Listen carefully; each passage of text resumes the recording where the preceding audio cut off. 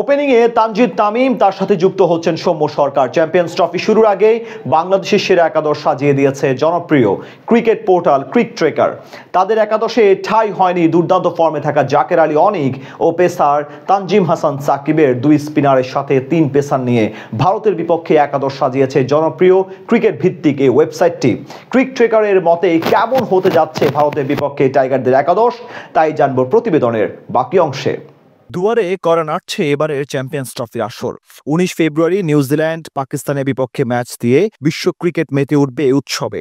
এবারে champions trophy নিয়ে উন্মাদনা একটু বেশি সবার মধ্যে, কেননা 8 বছর পর মাঠে গড়াচ্ছে টুর্নামেন্টটি। সর্বশেষ আসরে চ্যাম্পিয়ন পাকিস্তানের মাটিতে অনুষ্ঠিত হচ্ছে এবারের আসরটি। টুর্নামেন্টটি নিয়ে বাংলাদেশের মানুষের রয়েছে ব্যাপক আগ্রহ, কেননা টাইগারদের ইতিহাসে সবচেয়ে সেরা সফলতাটা এসেছে চ্যাম্পিয়ন্স ট্রফি থেকেই। 2017 সালে অনুষ্ঠিত আসরে সেমিফাইনাল খেলেছিল বাংলাদেশ।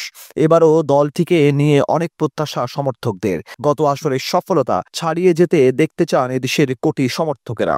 চ্যাম্পিয়ন্স ট্রফির শুরুর পূর্বে সব দলের শক্তিশালী একাদশ প্রকাশ করেছে জনপ্রিয় ক্রিকেট নিউজ পোর্টাল ক্রিক ট্রেকার। যে তালিকায় রয়েছে বাংলাদেশের নাম। টাইগার ক্রিকেটারদের সাম্প্রতিক ফর্ম ও সামর্থ্য বিবেচনা নিয়েই একাদশ বাছাই করেছে তারা। ওপেনিংয়ে রাখা হয়েছে তানজিদ হাসান তামিম ও সৌম্য সরকারকে। জায়গা মেলেনি বিপিএল মাতানো পারভেজ হোসেন ইমনের। গেল বিপিএলে টুর্নামেন্ট সেরা উদীয়মান ক্রিকেটার হয়েছিলেন তানজিদ তামিম। আসরের দ্বিতীয় সর্বোচ্চ 485 রান এসেছিল তার ব্যাট থেকে।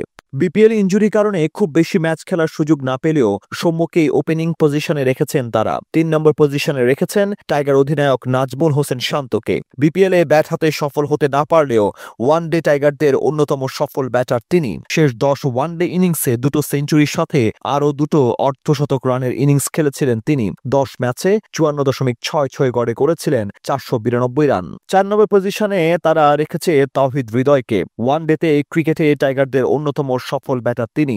33 ওয়ানডে ক্যারিয়ারে ইতিমধ্যে 1000 রানের গন্ডি পেরিয়েছেন তিনি। প্রায় 34 এভারেজে করেছেন 1050 রান। এবারে চ্যাম্পিয়ন্স ট্রফিতে দলের অন্যতম ভরসা হয়ে উঠতে পারেন তিনি।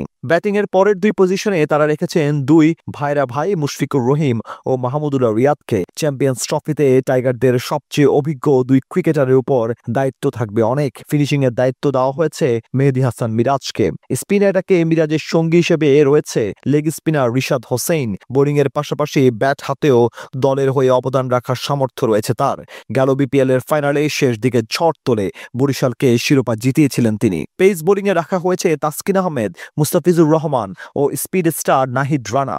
বল হাতে আগুন ছড়া পারফর্ম করে যাচ্ছেন তাসকিন আহমেদ। বিপিএল এ পুরো আসরে 25 উইকেট নিয়ে টুর্নামেন্টের সর্বোচ্চ উইকেট শিকারে হয়েছিলেন তিনি। বড় ম্যাচে পারফর্ম করার বিবেচনায় মুস্তাফিজের বিকল্প নেই দলে। আইসিসি টুর্নামেন্টে এক আসরে সবচেয়ে বেশি উইকেট নেওয়ার কীর্তি রয়েছে ফিজের। 2 পেসারের সাথে গতির ঝড় তুলতে নামবেন নাহিদ রানা।